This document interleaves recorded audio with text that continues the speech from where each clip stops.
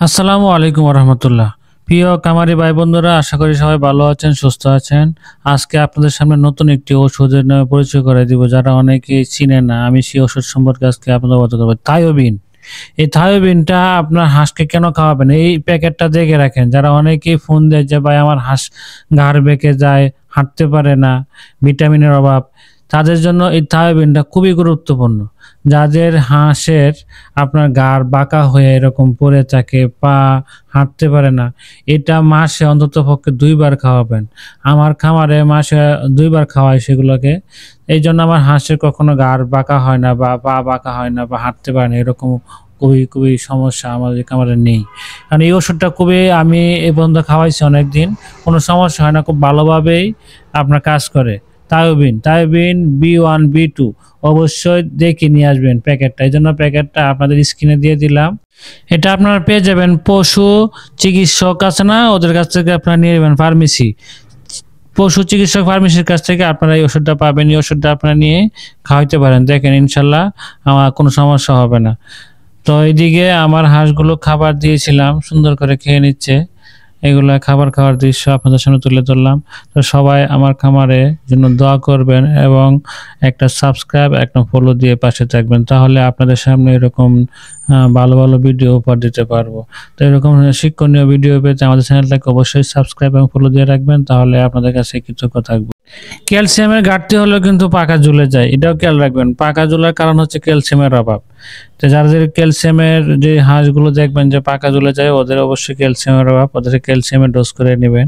আমরা কিন্তু একটা ডোজ করিয়েই যাই সবসময়। যারা পরামর্শ নিতে চান, আমাদের খামারে ভিজিট করতে চান, বাচ্চা কিনতে চান, তারা আমাদের ঠিকানা চলে আসবেন, স্ক্রিন নাম্বার দেওয়া থাকবে, স্ক্রিন নাম্বারে চলে আসবেন। তাহলে ঠিকানা হচ্ছে আমাদের কিশোরগঞ্জ পাকুন্দিয়া। এই ঠিকানা চলে আসলে আমাদের আগে ফোন দিয়ে আসবেন বাচ্চা নেওয়ার জন্য। আম্মু তুমি কি নিয়ে আসছো?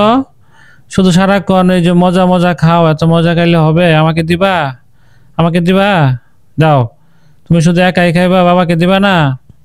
দাও। হ্যাঁ, এই যে আমার মেয়ে, মাশাআল্লাহ। আমার মেয়ে সারাক্ষণ শুধু দোকানের খাবারই খায়, বাইরের খাবার বেশি খায়, বুঝছেন? এই জন্য শুকনা স্বাস্থ্য হয় না। তো সবাই আমার মেয়ের জন্য দোয়া করবেন যেন সে ঘরের খাবারটা একটু বেশি খায়। সবসময় বাইরের খাবার খাইতে খাইতে মুখে রুচি থাকে না। তা আমি সবসময় বলি, কিন্তু বাচ্চা মানুষ তো বোঝায় রাখা যায় না। তো সবাই আমার মেয়ের জন্য দোয়া করবেন, আর এরকম আমাদের পাশে থাকবেন সবসময়, লাইক কমেন্ট করে, তাহলে অবশ্যই ভালো লাগবে। তারপর আপনারা ডিমের জন্য সেল খাওয়াতে পারেন।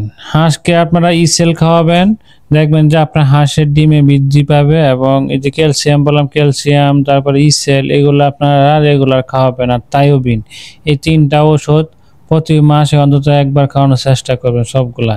তাহলে দেখবেন যে প্রতি একটা ওষুধ আপনি 3 দিন করে ডোজ করিয়ে নেবেন। ক্যালসিয়ামের 3 দিন করে নেবেন, থায়োবিনের 3 দিন করিয়ে নেবেন।